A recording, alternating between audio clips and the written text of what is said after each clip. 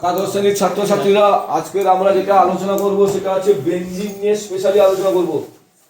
Benzene যেহেতু aromatic যৌগের সবচেয়ে সরলতম যৌগ, তাই তো? এর প্রস্তুতি প্রিপারেশনটা কেমন দেখো। এই দিকটা তোমরা অলরেডি জেনে গেছো। 3 অণু অ্যাসিটিলিনকে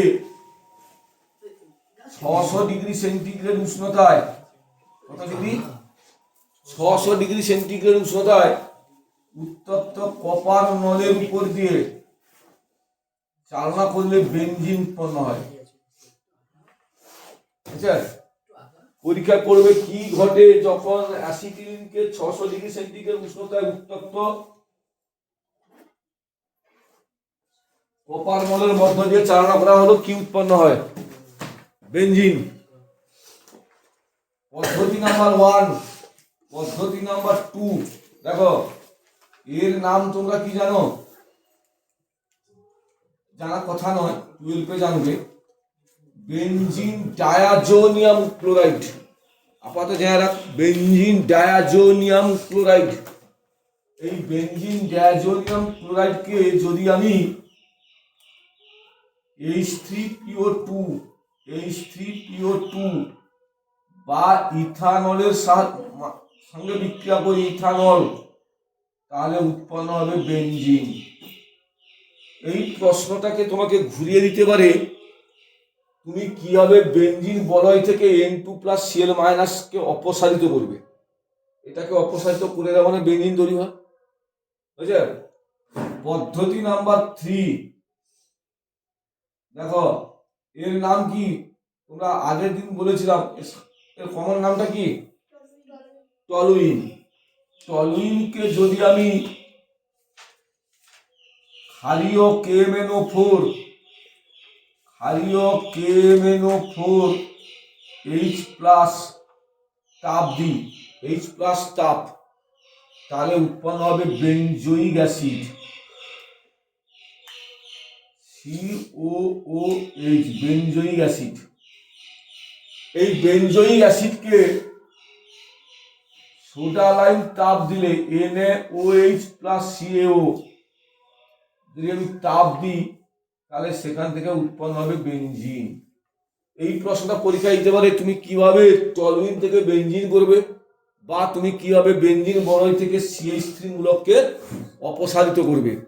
অপসারিত করা মানে টলুইন থেকে বেনজিন হওয়া, এবং বেনজোইক অ্যাসিড থেকেও বেনজিন যদি তৈরি করতে বলে তাহলে এই স্টেপটা বাদ দিয়ে এখান থেকে এইটা করবো। বা তুমি কিভাবে বেনজিন বলয় থেকে COOH মূলককে তুমি অপসারণ করবে। বোঝা গেল? নেক্সট দেখো, আমি বলেছিলাম বেনজিন বলয়ের মধ্যে কটা পাই বন্ধন আছে? 3টে পাই বন্ধন আছে। 3টা পাই বন্ধন মানে কটা ইলেকট্রন? 6টা। পাই বন্ধনকে বলা হয় মোবাইল বন্ধন, মানে চলমান বন্ধন। তাহলে বেনজিন বলয়ের মধ্যে ইলেকট্রনের ঘনত্ব বেশি না কম? বেশি।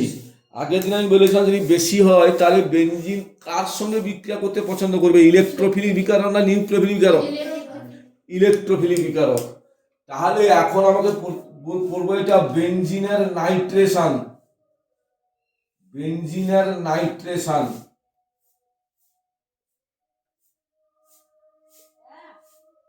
সবসময় মনে রাখবে বেনজিনের নাইট্রেশনে আমরা যেটা পড়বো, সবসময় মনে রাখবে নাইট্রেশন মানে বেনজিন বলয়ে NO2 মূলকের হচ্ছে মানে প্রবেশীকরণ।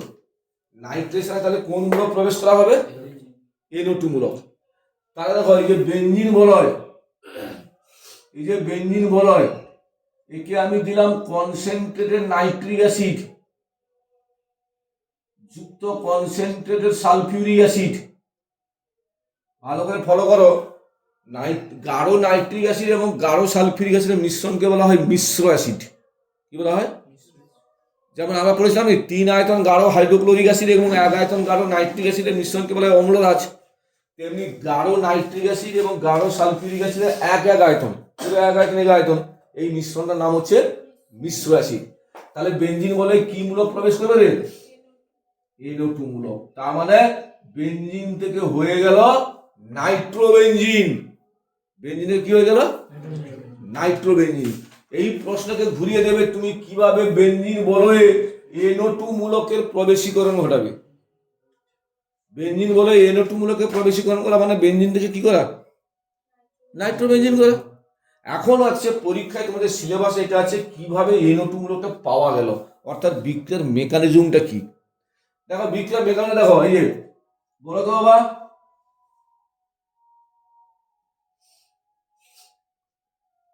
কে বুদ্ধি করে বলতে পারি বলতো এটা কার সংকেত?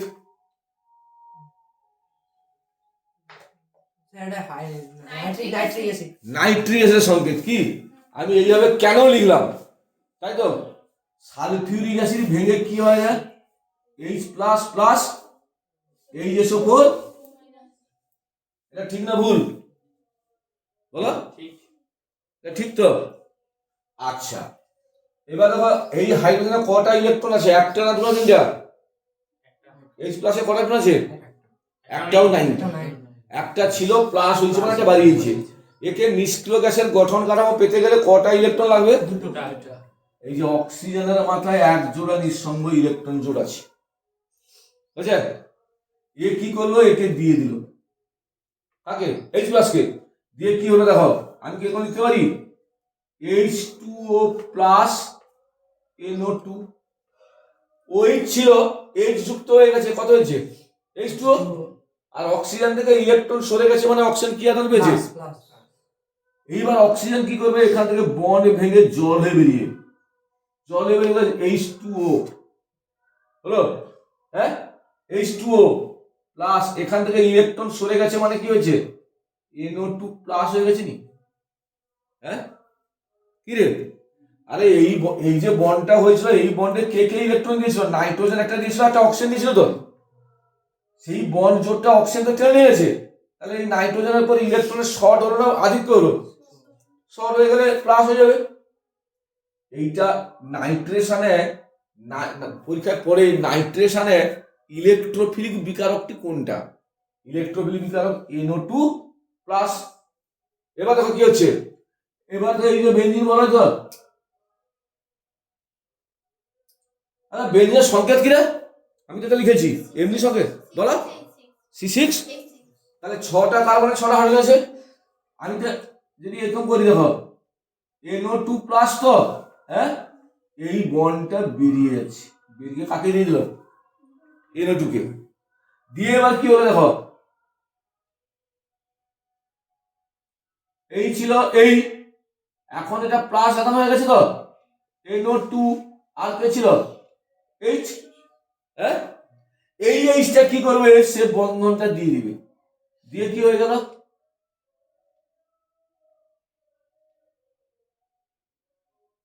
NO2 প্লাস কি হলো, এই H প্লাস কোথায় যাবে, এই H প্লাসের জন্য বছরের পর বছর অপেক্ষা করে আছে HSO4 minus, H plus HSO4 minus H2SO4, তাহলে এখানে আলটিমেট H2SO4 কোনো ভূমিকাই নেই, শুধু NO2 মূলকটাকে হচ্ছে বের করার জন্য কাজে লাগে।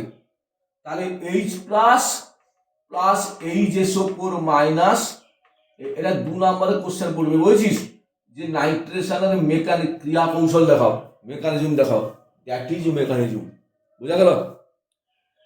এটাই হচ্ছে মেকানিজম। তাহলে নাইট্রেশনের কথা অর্থ হচ্ছে বেনজিন বলে কি প্রবেশীকরণ, NO2 মূলকের প্রবেশীকরণ। এটা ক্লিয়ার না ক্লিয়ার নয়? এবার নেক্সট যাচ্ছি দেখো, এবার আমি এটা পড়বো, সেটা হচ্ছে বেনজিনের নাইট্রেশন হলো বেনজিনের সালফোনেশন, বেনজিনের সালফোনেশন, বেনজিনের সালফোনেশন, সালফোনেশন। তোরা আমাকে বলতো যে বেনজিন বলো যে NO2 মূলক প্রবেশ করলো না, এটা কি বিক্রিয়া রে, জুত বিক্রিয়া না প্রতিস্থাপন বিক্রিয়া? জুত বিক্রিয়া। ছি ছি ছি ছি ছি ছি। আচ্ছা বেনজিনের সংকেত কি বলছিলি নন্দিনী?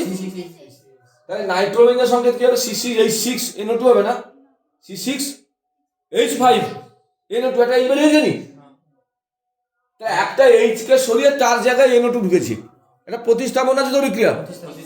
কে জুত বিক্রিয়া বলি গিয়ে, না আমি বলছি যা এই বেঞ্জিন আর সালফোনেশন মানে বেঞ্জিন বলয়ে SO3H মূলকের প্রবেশীকরণ। কার প্রবেশীকরণ? SO3H এর প্রবেশীকরণ। তাহলে বেঞ্জিন বলয়ে যদি বেঞ্জিনের সঙ্গে যদি আমি ধূমায়মান সালফিউরিক অ্যাসিডের বিক্রিয়া করি, ধূমায়মান সালফিউরিক অ্যাসিড, তাহলে বেঞ্জিন বলে কে প্রবেশ করবে রে? হ্যাঁ, বেঞ্জিন সালফোনিক অ্যাসিড, বেঞ্জিন বলে SO3H। তাহলে এইটা ভালো করে ফলো করো, সাবস্ক্রাইব করো, বন্ধুদের মধ্যে বেশি বেশি করে শেয়ার করো। ও একটা